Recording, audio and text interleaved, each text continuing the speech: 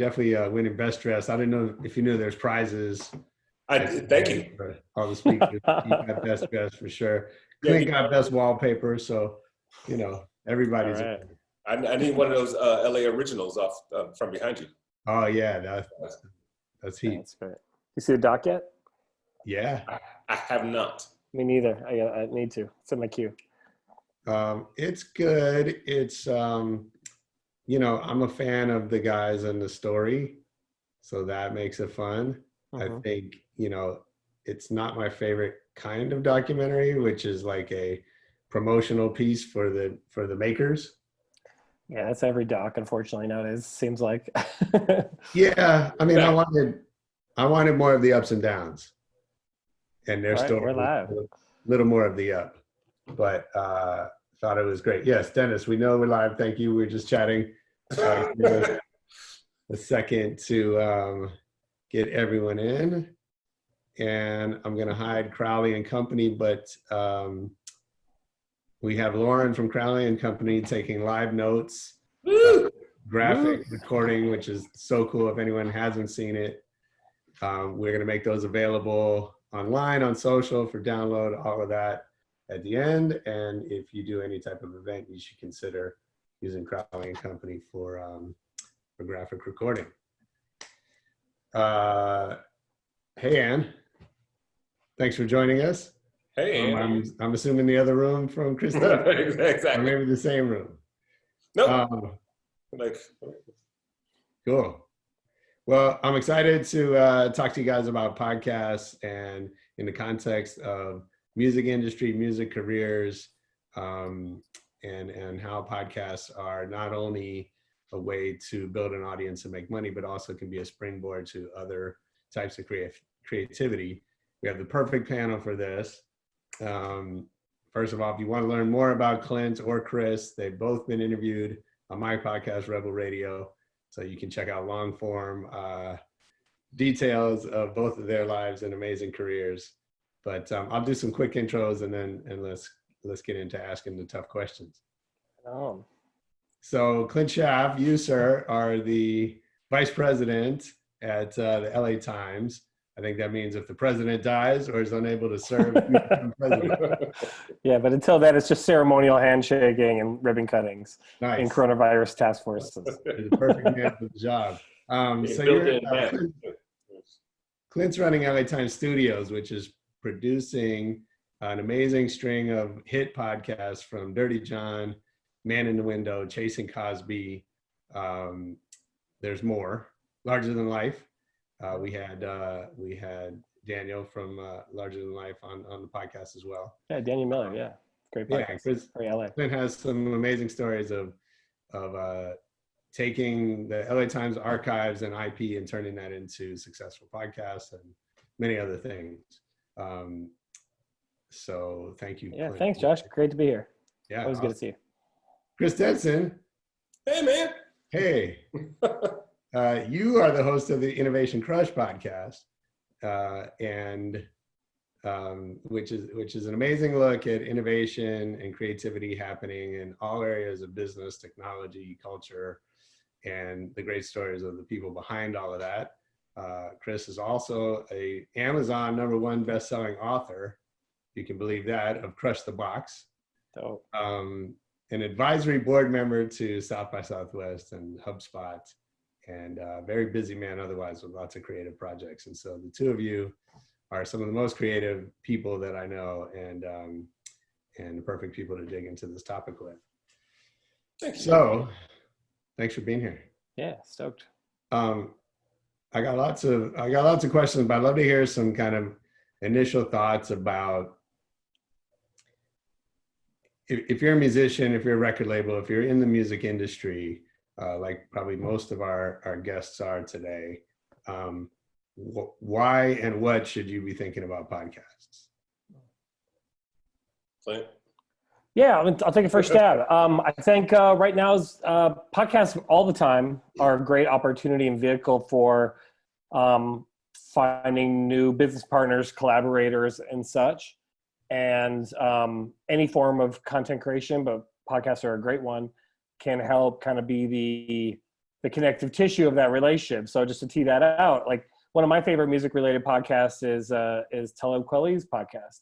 Now, you know, that's I wouldn't be surprised if more artists that are outside of his normal collaboration pool that appear on his podcast start showing up on new Talib Kweli projects, right? Like that opportunity to bring people onto your show means there's now like a shared experience. And now we can, when we're off the mic, we can talk about where we can maybe make some money together, or where we could make an impact together, or we can start a business together. And I think that's a great vehicle for musicians, particularly those that already have some existing fan base that will listen to said show, and then therefore people will want to be on it to get access to your fan base. So that's a great place to start. You know, additionally, I haven't really seen this, and maybe there's an example someone here knows about, but the idea of almost like musicians and other people in music kind of sharing their notes as they're doing the work, right? Like we know oftentimes a big classic piece of work will come out, and then 10 years later or 2 years later, there'll be a how that was made documentary or article or something like that. But it'd be very interesting to do that along the way. So I'm making an album or another creative project, and I'm going to have a podcast that along the way shows the trials and tribulations of what it took to do that. The booking session that went wrong, the set of lyrics that I fell in love with, but I had to kill them because they were killing the vibe, and I replaced them with another set. The work of bringing together the right vibe, and maybe my regular guitar player is super fantastic but was ill or just wasn't the right person for this project, and I had to bring someone else in.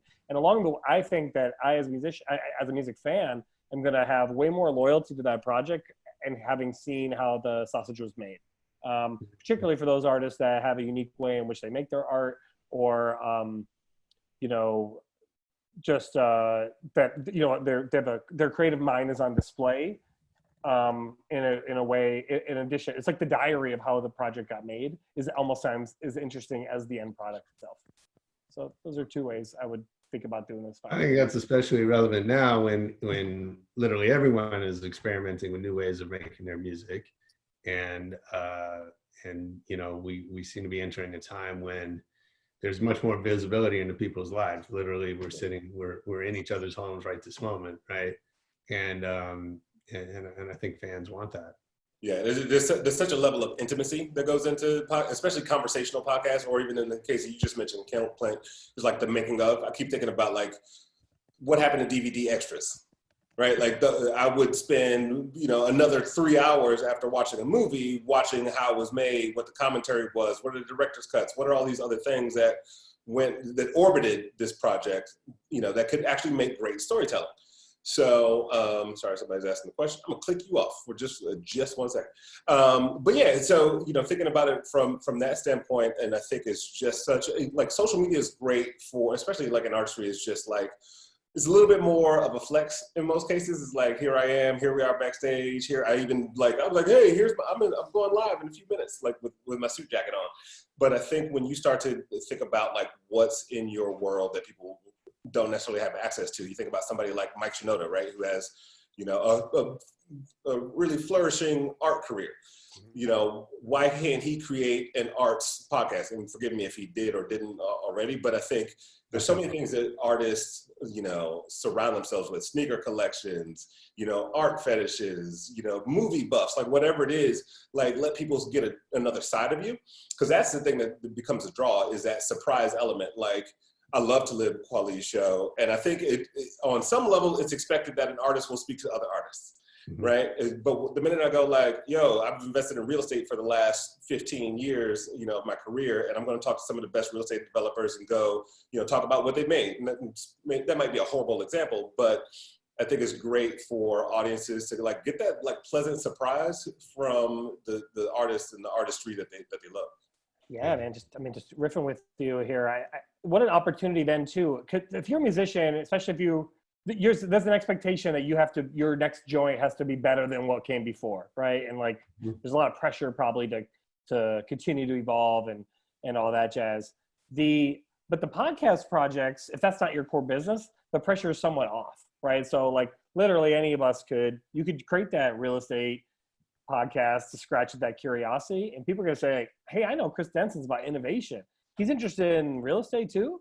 That itself, you know, for someone who knows you as I am and likes you, I'm like, well, I'm curious about that because I should probably know more about real estate too. And I'm not that interested in real estate. I'm interested in your interest in real estate. You know what I'm saying? Yeah, exactly. And so like, so and then in the back end music, like any artist, I was just talking with, I think it's okay to share. So like a friend of mine is the rapper Old Man Saxon, who's been on Josh's radio. That's why I wore it too. Yeah, dope. So he's amazing, right? And you know, poised to blow up. You know, definitely check out his music. He needs beats, right? He needs like great producers to align with him. His normal strategies for doing that are probably out the door right now, right? Like he lives in Denver, he can't go to LA and like hobnob or whatever, however that works in hip hop. But so a way to do that would be, well, I'm gonna do a 10-episode series interviewing beat makers about what goes into making dope beats. And guess what? You leave that project with 10 pretty strong, burgeoning relationships with beat makers. You know, like that's for whatever your thing is, whatever you're into, you can do the same thing. You want to be a really great cook? I don't know, start interviewing people who cook. Yeah, I think you struck a nerve in terms of the fact that it's another value proposition for building your business or building your empire. Like, you know, whether you're an Old Man Saxon or you're, you know, a LeBron James, you know, what's the show on HBO that very easily could be a podcast? Yeah, The Shop. Yeah. And like, it was one of my favorite shows. I could easily just like turn it into an audio format, right? So I think it's great in terms of an alternative method of building the resources and the network that you need, because you're actually doing someone a favor by showcasing their talent, their skills, their point of view, especially if you like throw some production value into it. Like, you know, then you just got a super project that people will promote and in turn promote you. Yeah, great note about production quality, because I think that relates to Josh's initial question about what musicians can do.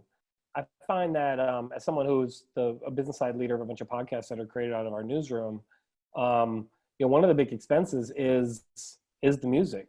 And, you know, we do everything on the up and up. We're not using, you know, we're not stealing people's music, and no one should do that because musicians need to eat too. The cool thing is if you're in the music business and you have legal access to this music, that's something that can differentiate your podcast versus all of us who don't have music. I don't have that aptitude. For me, I have to either grab something from a library or pay someone a bunch of money to create something original. But you got tracks, so you can make your podcast an interesting.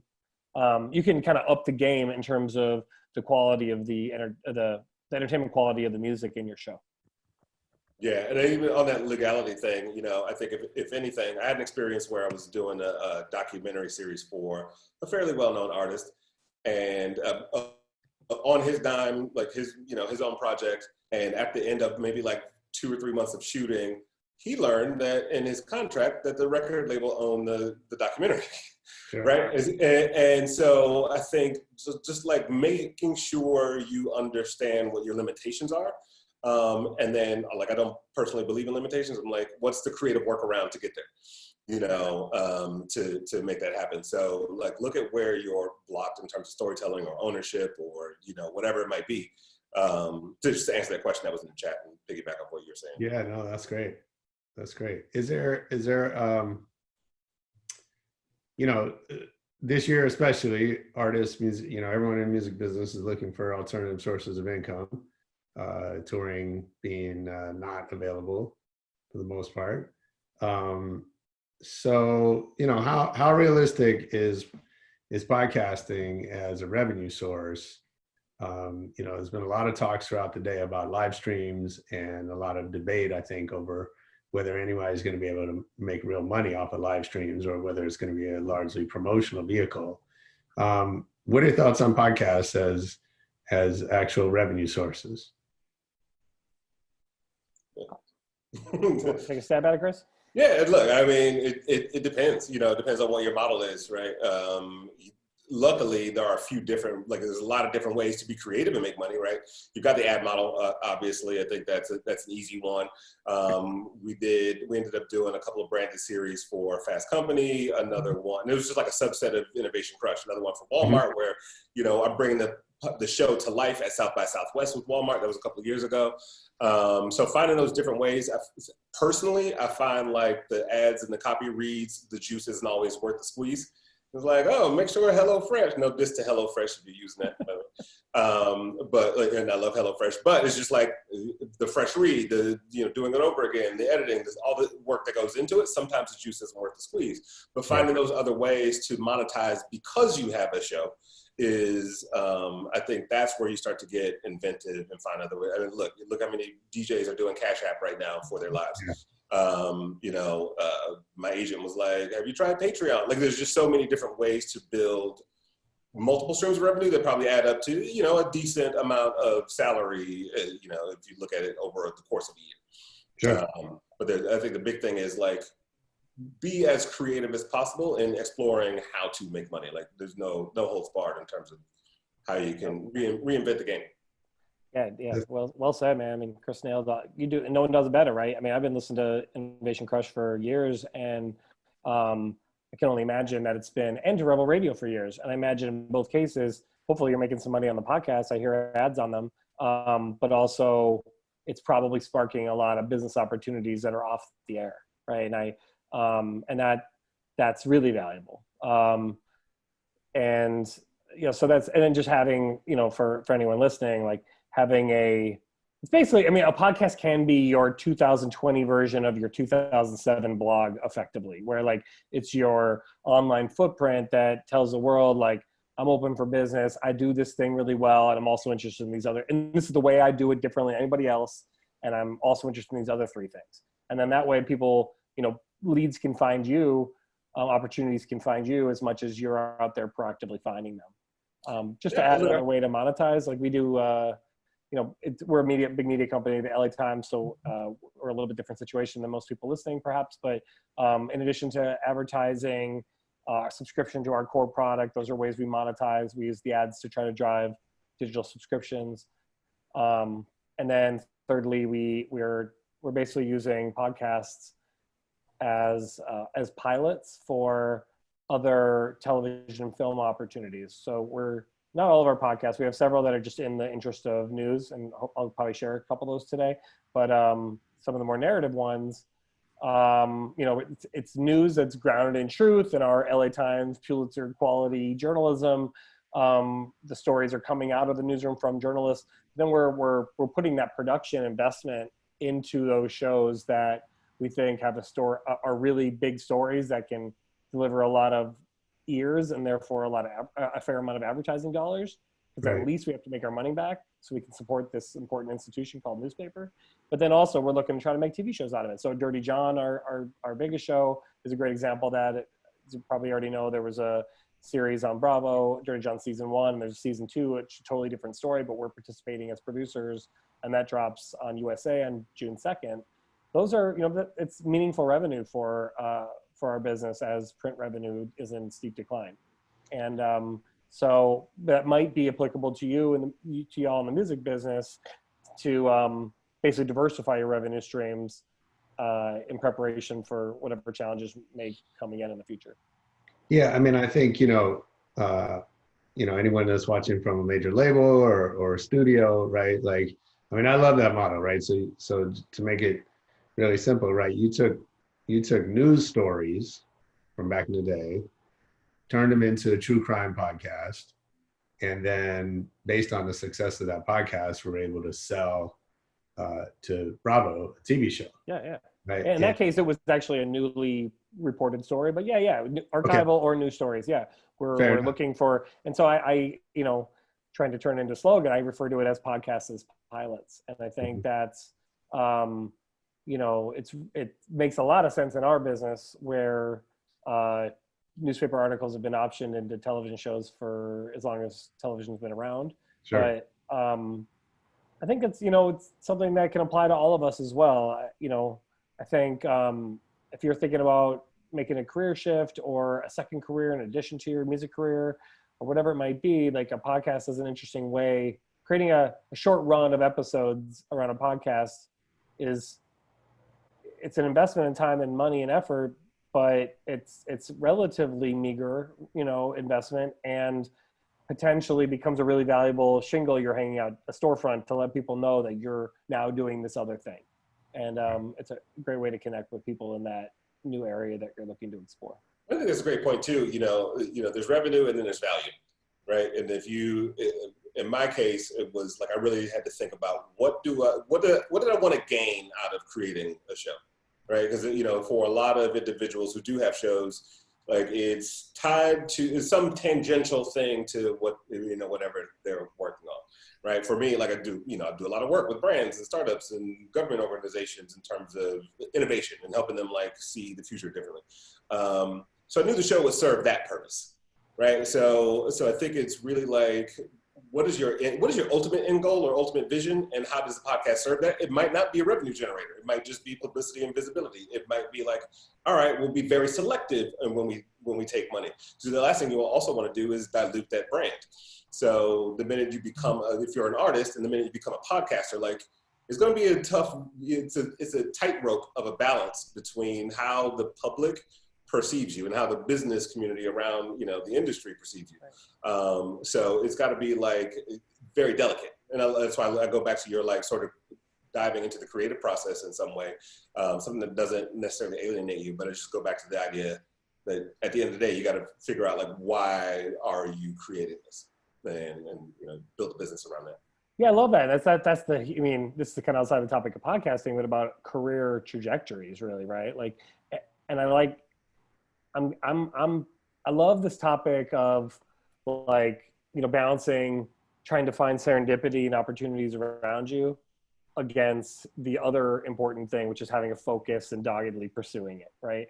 And I think there's room for both. I think the area, like you could have in the area of podcasting, you can have a podcast that's focused on this area and you apply the rigor that Chris has to his show that he just kind of talked through, but also be open to serendipitous, amazing things that might come out of that. Because guess on episode 4, you might discuss something on the air or off the air that actually is a bigger idea than the podcast you were doing anyway, and you decide to scrap the show and go to work on this other startup with this person, or whatever it might be.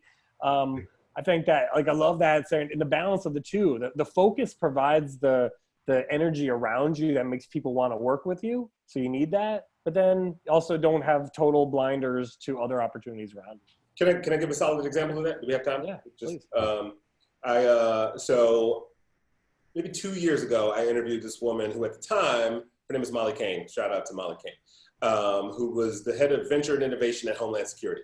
I was like, wow, she was the first and only, never worked in government. It was just like a great story to tell. It's like, okay, that's really cool. We were speaking at the same conference, and we did a little back room. Like I bought my equipment, and Gunner produced it. And about 2 weeks later, she calls me and she's like, hey, I really want to create something to help government innovators do a better job. And so we ended up creating this thing called Gov City, and we launched it last year at South by Southwest. And just last week, it won a Fast Company World Changing Idea Award. And so I was like, I was not expecting that. I was just excited to talk to somebody. So you talk about that serendipitous and being open to possibility, but it's also like, again, reverse engineering into, in some ways, that was the outcome I was hoping for. I was hoping to do more things like that. So, I love that. You brought that up, just being open to the serendipitous outcome of a moment and kind of keeping those channels open.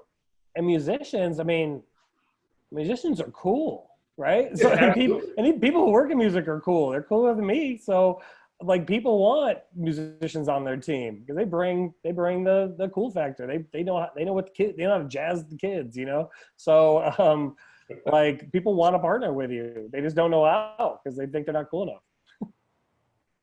Yeah, I think in a lot of cases, I think on the flip side of that, there's also a lot of folks in music who think often too narrowly about what those relationships can look like, right? And it's tour sponsor or it's an endorsement deal, in an ad or something, and those are fine too.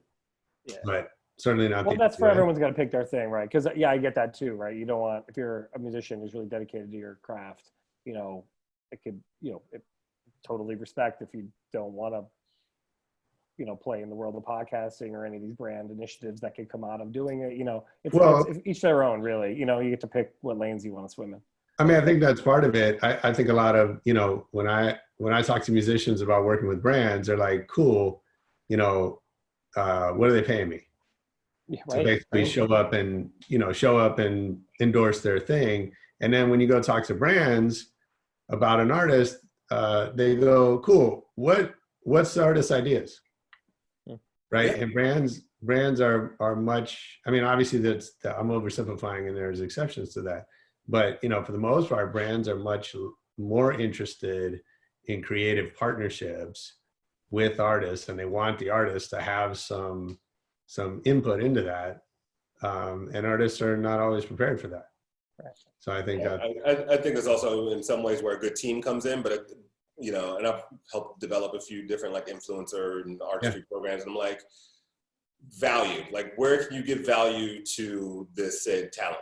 Because the money, like either it's gonna be a check or like a really dope opportunity. And if you can help me achieve this goal, like, oh shit, I want to do an art exhibition because I've been painting for the last whatever. I forget which ASAP is it that's like a painter. And I forget, it was, but anyway, so it's like great story. One of the ASAP crew dudes is a really dope painter, studied it, and ended up doing an art exhibit at Art Basel. Great surprise, but I don't know the business behind it, but I would imagine if a brand were to support that, as opposed to, hey, do this Instagram post. All right, what's the real incentive for me to do this Instagram post other than the check? Because then you've got an ambassador, you've got, like you said, Josh, a creative partner, you've got a relationship that's not just transactional. And I, even coming with my agency experience, it's like brands don't always understand how to work with artists. They say they want X, Y, and Z, and then they're going to get something a little bit different than what they envision. And there's a whole like bunch of swirl around that creative negotiation. Well, we want this. Well, we want that. Well, okay. And then what's in the middle? And, that's why a lot of those deals fall apart. But when they work, they really work. So how has your podcast played a role in kind of unlocking this creativity in you? Because I know you, you're a brand, right? And you find yourself in all of these different media, right? Whether it's working at an agency, as a day job, leading innovation, or it's writing a book and then you make a mixtape for the book and then you're speaking and, a TV personality, and you're all these things in one, which I think is very different than being a podcaster, right? For example, or being an author who then, uses a podcast is strictly a promotional thing. I was selfish, when I was like, when I first started the show, I wanted to surround myself with either people, to your point, Clint, like people that I could collaborate with, people who understood what I was talking about. I think sometimes as an artist or a talent or something, you have a vision and you don't know how to articulate it well. And I was going to like meet with companies and talking about like, oh, you should have an innovation practice. And they're like, well, what's that? And I'm like, it does this. And I was like, I could think of, maybe 2 or 3 dozen people that I knew were doing the types of things I was talking about, like whether it was as an entrepreneur or an entrepreneur or just some oddball creative. And so it was like, it was a couple of layers of selfishness. Like I wanted to surround myself with those people. I'm personally inspired by those stories. Like, I'm a Fast Company junkie, and it's just like when I first started the show, I used to say it's a cross between Fast Company and The Daily Show. Mm-hmm. I love comedy, and I've been doing stand-up for a long time. I hadn't revisited those roots in a while. I was like, maybe I can be silly on my show. It's just like there was a lot of things that I wanted to fulfill personally that I just dumped into this thing that I owned outright. Like there was I wasn't doing it for a company. I wasn't doing it with a partner. Like there was nobody else who could. And sure, I took some creative risks, and some things worked, some things didn't. But at least I got to own that journey. And then, as far as like connecting dots between the different functions of my life, that's on me to tell that story, right? Like if when I do talk about it, I want to help people increase their innovation potential. Yeah. So the exact reason we're having this conversation is that the people here can walk away and go like, I didn't think of it that way. And that's all. If I can just turn on that switch for somebody, then I feel like my job is done. And the last thing is, each episode of mine is a personal mentoring session. I get to, sometimes I ask questions that I'm hyper personal, thinking about in my head about something that happened last week at home, or it might be a project that I was working on. And I'm like, oh, okay, cool. And, but it's conversational. as opposed to like me literally like, so what do you do when this happens? Like it comes through in the show because you're very much yourself, and like, you know, I think we may have met, but I really know you through your show primarily, right? And then we ended up doing the LA Times thing together, and now here we are today. And like, it's like, but because you are who you are, you know, your full you seems to be on the show, and so now people want to connect with you because they feel like we spent all this time together. I think it's awesome. And I mean, I'm not in front of the mic, right? So I'm not behind the mic on most of the shows that I'm attached to. Right. But LA Times said the same thing, right? Like, there's no group of people that is more difficult to metaphorically penetrate than the newspaper, right? Like, these journalists, you don't know who they are. They're a byline on an article. And so the podcasts offer us a unique opportunity to have these folks with their real voice, even though most of these shows are scripted narrative shows. The voice is such you know, Chris mentioned earlier about the intimacy of the ear. And so like when you listen to Paige St. John host Man in the Window, or Christopher Goffard host Detective Trap, or Dirty John, it's different than reading their work. It's more, you relate more to them. And I don't have any brand study to back this up, but I'm sure it makes the listener a hell of a lot more likely to want to subscribe to the LA Times than if they just saw the article with the exact same content. Sure. So we're kind of trading on that. And our new crop of shows, just to plug a couple, Coronavirus in California, hosted by Gustavo Arellano, Can't Stop Watching, Yvonne Villarreal, and Asian Enough, hosted by Jen Yamato and Frank Young. All three of those shows are chat interview shows, and where their personality really comes through in a similar way that Chris's does on his show. And so our listens on those, they're not these big blockbuster true crime shows, so they're not as like commercially successful from an advertising standpoint, but the journalism is rock solid as anything else we do. And I would argue it's even better for the LA Times brand because of the relatability part that Chris outlined earlier. That is a desperate problem that legacy media has, is that there's a lack of engagement between the people who create the content and the people who read it. And podcasts Absolutely. are a great bridge for that. I think in both our responses, one of the things I picked up on is like the idea of brand. I mean, you asked it directly, Josh, but knowing what you're good at and, you know, and not, like, I would make a shitty investigative journalism podcast, right? Like my brain doesn't think about like piecing, you know, let's say I wanted to talk about like how WeWork was built. It would be terrible, you know, output for me to try to do one of those investigative journalism different types show, of yeah. shows, right? So, you know, in your head, you may set out to do X, Y, and Z, but maybe you're a sucky interviewer, you know? So maybe your goal should be like, all right, hey, it's 10 questions with me, such and such. And I got my same 10 questions I ask everybody.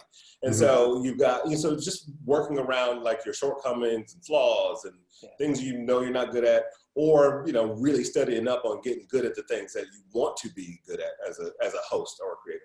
That's so dope you brought that up, because I think there's a lot of pressure, and those of us who are thinking about creating our own podcasts or already have them, like the model has been, most of us are derivative of what we heard on radio or what we learned from NPR, honestly. NPR's, they're the dopest, right? They have a great show, Serial, all this stuff. They're amazing.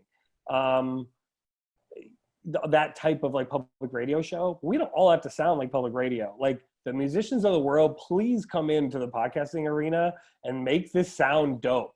because like I don't need another like whispering, now we're back with the blah blah blah segment. Like I'm into that. By the way, those are my favorite shows. But what I want the freshest person who's on this AMP Music Summit conversation to come with a podcast that reflects the same energy they put into their music. And it's going to be a genre busting weird project, and I'm here for it. And I'll you know, do what I can to tell everyone about it. So I think that's awesome. I'm going to highlight a couple of things. We got a couple of questions from the audience coming in. First of all, Clint has made an offer to everybody watching that he put a link in the comments here. If you want a 15-minute coaching call with him to pick his brain, everything he knows about podcasts and how you might use that as a pivot in your life, your career, he's here to help. Yeah, and that's not an ad. I don't do this as a profession, but I'm saying that's me doing the thing that I say that podcasting is good for. Because a couple of y'all are going to schedule time with me, and then we're going to now have a relationship, and who knows the serendipitous awesomeness. It's well worth 15 minutes for me to do that. So hopefully it'll be worth that for you too. Awesome. So a couple questions here. Well, Daniel asked, what's something that a small podcast can do to reach more people and grow their audience? Cool. I'll take that one. Partner. Like, you know, at the very beginning of my show, and also I did the things that I knew how to do, like that I knew how to do. Right. Yeah. And I'm trained, so to speak, as a marketer. Right. And so my innovation practice came through marketing and like, how do we create moments that kind of make a splash? I knew I didn't have a huge social media following. I didn't have any budget. I didn't have there's a long list of things I didn't have. Mm-hmm. What I did have is like good writing skills. So even my first round of letters, like you're about to be a part of a movement and blah, blah, blah, you know, and I've had some pretty heavy hitters on my show. Like, we're like, okay, but I don't know you, but it sounds good. And then secondly, I found like a bunch of, this is like 6 years ago, but I found a bunch of conferences that I knew had really good gatherings, but not good content. So, or no content at all. So all these innovation oriented gatherings, and I was like, hey, I'll let you use 5 or 6 of my episodes, you know, that kind of speak to the theme. I made sure my show was evergreen, so it's not like, what's happening to South by this year? It's like, how does South by evolve as a brand? Like, that's an evergreen story. So, you know, like figuring out those ways that they let somebody else do the heavy lifting for you, as long as you're bringing value to the table. And then I was talking to some guys yesterday about them starting a podcast. I didn't make the same offer Clint made. Showed everybody up. But we were talking about, it's like, look, you know, if you release an episode once a month or once every 2 weeks, why not do a live in between with that same guest or another related guest? If you're doing one about soccer, like, all right, let's get this world-class soccer coach in here to discuss the episode, and we'll do that one live. We've got the content on demand that's always available. But just finding those ways that I'm always looking for. Where everybody else is turning left, I want to turn right, or vice versa. So I'm like, I will observe and see what everybody else is doing, and then I'm like, okay, here's where I feel like they're missing it, or where my opportunity is. And it doesn't take much though. It just takes a little bit of like a switch flip. Right now, I love that, and it touches on something that there's another question from Amir, who says he works with musicians that are super focused on their creative, and they're having trouble maybe crossing over to podcasts, which feels like an unknown medium, new technology, things that they're unfamiliar with. I think I'll just throw in, for me, I started Rebel Radio 5 years ago, and in part it was because I wanted an outlet where the stakes were really low, right? And I could do it, if I could do it, if it didn't work, no one's going to really notice or care. Right. Like I didn't have to go big in the way that maybe, the stakes are really high. If we work with a big brand client, something like that, you can't, sometimes it's hard to find the room to experiment and do things wrong and kind of learn on the job. Clients paying you, they're expecting you to have all that figured out. And so for me, it was like, let me just go mess around and I'll learn things as I go, and, the show will get better and all that. And that's fine. So that's kind of how I approach that. I love to hear both of your thoughts on how do you approach learning new things as you go into, both of you had never been involved with podcasts until you were. Yeah. And so how do you figure that out? Let me take a step at that. To breaking into it from music when not feeling a little discomfort about the technology. I'm actually going to previous question too, which I didn't hit on, but the first, okay. So we don't have big budgets for our shows either. It might seem like a big media company, but we're, financially challenged industry, right? So I need to make more money than I'm putting into these shows. So it's the same thing that Chris mentioned about dropping episodes on people's podcasts, promoting each other, those kind of collaborations. But so pivoting to the second question here though, maybe the answer isn't to try to scale to the largest audience. Maybe if you're nervous about it, if you're an artist and you have 1,000 opt-in emails, that feels like not a lot, because you're like, oh man, how many of those people are going to listen to my podcast? Probably going to convert 1 out of 100. Is it worth it? I don't know. Well, maybe you just make a podcast for that 1,000 that you create. And a podcast simply means a piece of content that's syndicated through an audio feed. It doesn't necessarily mean it's on Apple Podcasts or Spotify or anything else. You could So you could choose to make it more of a private feed, and it's something that's exclusive to the people who have bought a physical piece of music or merch from you in the last 12 months. All right, now because of that, you get the exclusive, direct feed to my podcast. That's the making of my next project. All right, that seems to me that's connected to real monetization, and it's probably not as scary because you're talking to people who already love you, and you're not worried about the scoreboard of. First of all, those platforms don't tell you how many people subscribe to them anyway, so you shouldn't actually worry about that. But even if they did, who cares? Because you just serve your hundreds, serve your most loyal people, perhaps, at the podcast to start. That's what I do. I love that. I think that's spot on. Also I'm lazy at heart, and in terms of like getting over the hump. What's the easiest way for you to get that podcast done? And, so for me, it was like, I had a friend that worked for a podcast network, and he was like, all right, we've been experimenting with, we've done really well in this genre, which was comedy at the time.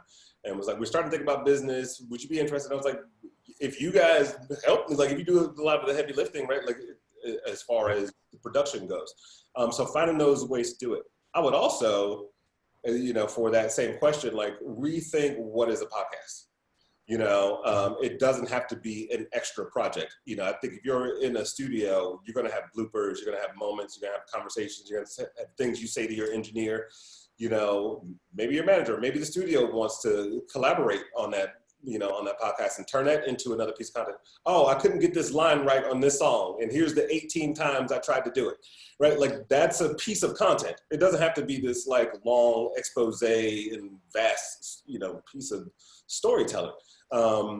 Anything can, like a podcast really, like it's audio, it's, if you're an audiophile, like, all right, what story can we tell through audio? Maybe that artist is getting interviewed.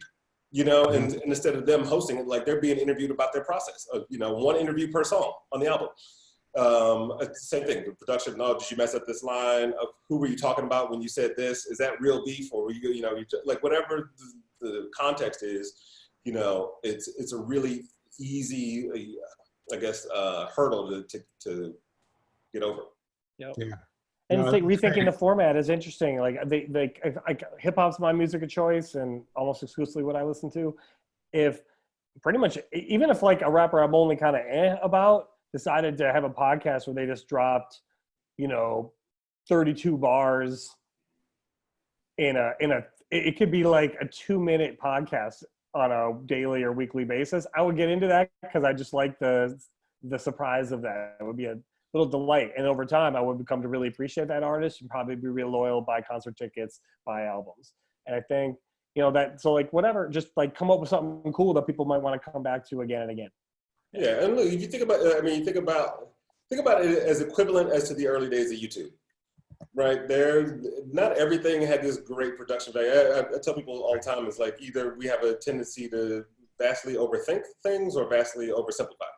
Right, you overcomplicate or oversimplify, and it's just like, well, I don't have this, but I can't do that kind of story. You've overcomplicated it. Oversimplification means like, oh, I can just record it with my iPhone and it'll be great. You're like, okay, so somewhere in the middle is just like a sweet spot of this is a good, cadence for me. I can handle this, et cetera, et cetera. Even building your workaround, like the first day I did my show, and I still do this to this day. I do batch recordings. So, the first day I just spent 6 hours in the studio and recorded 7 interviews. And so because I was releasing the show weekly, I was freed up for a month and a half, right? Like, so to go on and do what I have to do. Say next thing I did 2 days in a row of batch recordings. Good for another 2 months. Like just figuring out a way that works around who that artist is or who that talent is that makes it work for them. Yeah, it's funny. So that's a great example, right? So I have done that, but my preference is I do one a week because I like the rhythm of having, like I find if I go too long between interviews, then I'm rusty again. And if I do them too much back to back, I feel a little rushed, right? And so, that's just my style. So it works for me to go like prepare, interview, post-production, and then just kind of repeat that cycle. And I think, so that's a good point. It's like, everyone's got different styles. Everyone has different schedules. you know, you can totally make it work for you. I think, you know, to your point, there's probably some people that can do a great job with just an iPhone because it suits their personality. It suits whatever their mission is they're trying to create.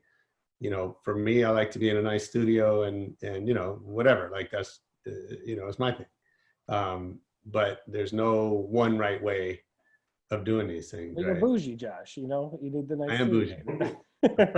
On that.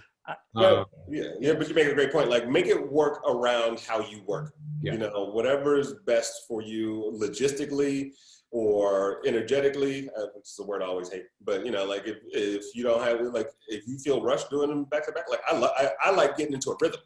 You know, like just if I'm riding a wave, you know, and if I do, for me, if I do the one-off, I'm like, all right, show up at 12 o'clock. I'm not in that headspace as much as I am normally, but I think that's, you know, it can be prescriptive as to who the sort of featured talent is. We have a show host who likes to do that likes to do theirs in batches, so it's kind of in between the two models. Like it's they do that for just for their, based on their energy, as Chris mentioned, but also they're doing that in order to ensure, it's an interview show, so they want to ensure like diversity in terms of gender, ethnicity, and other background, and career and whatnot. And so by doing, you know, by kind of booking in advance, then they can ensure the representation that they're seeking, but also, and then use that booked lineup to go out and try to track those advertising dollars that make it, you know, that's part of the rationale for doing it in the first place.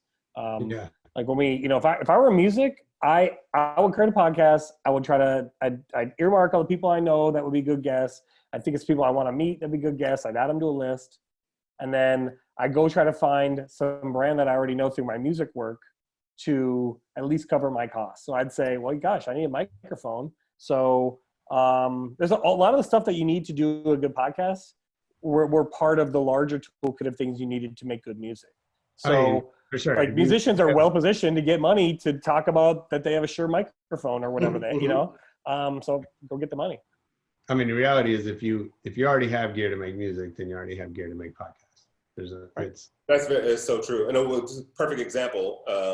You know, Ann Montone, my wife from, and they just put out, her and her partner Jen, they formed a group called Again, and it's kids music. And so, like, first of all, the songs were like really well constructed and well crafted. Like the stories behind them are pretty unique. And then what they decided to do was a parenting podcast on top of it, and talk to other parents about their experiences. Because, you know, it's like you think about, and also just thinking about who your end user is. Like me as a parent, I go like, all right, there's a bunch of songs I don't like, or if I'm going to absorb a piece of content, maybe there's something in it for me. Like there's just figuring out like where those smart angles are. And it's something that they can easily relate to because they're both parents and, you know, they have a network.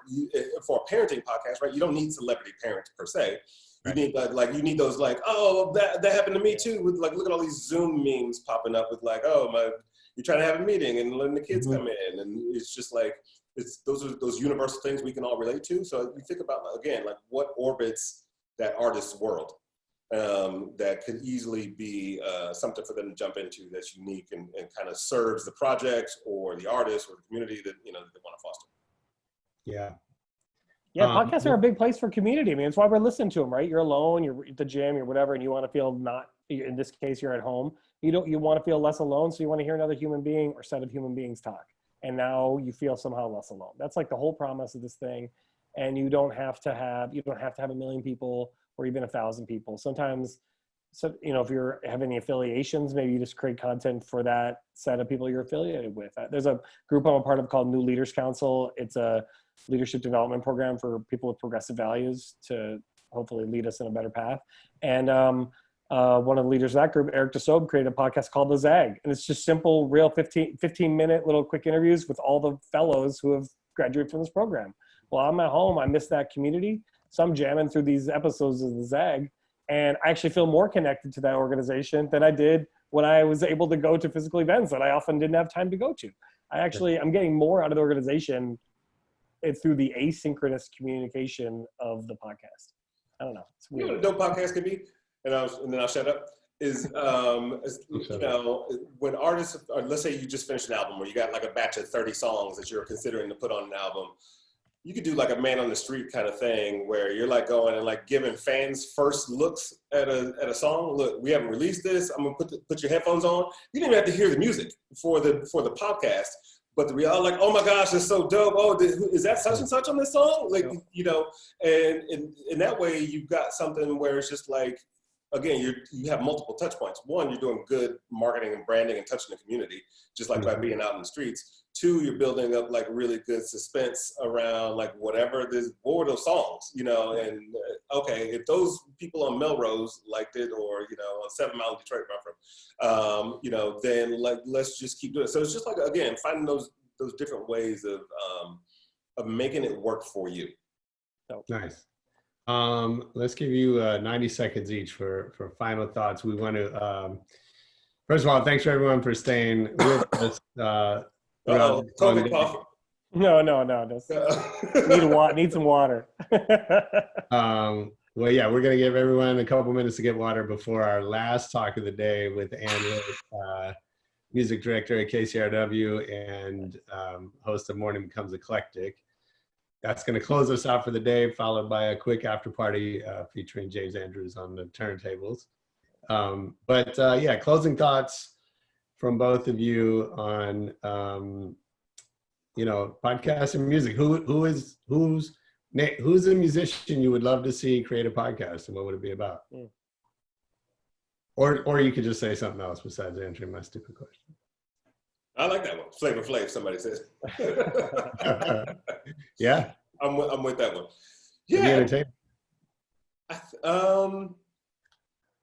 I'm gonna make it up, but ASAP Rocky doing a fashion podcast. Talking to designers and models and people behind the scenes and stuff like that. But my final, this is like a principle I live by, which is change the way you look at things, and the things you look at will begin to change.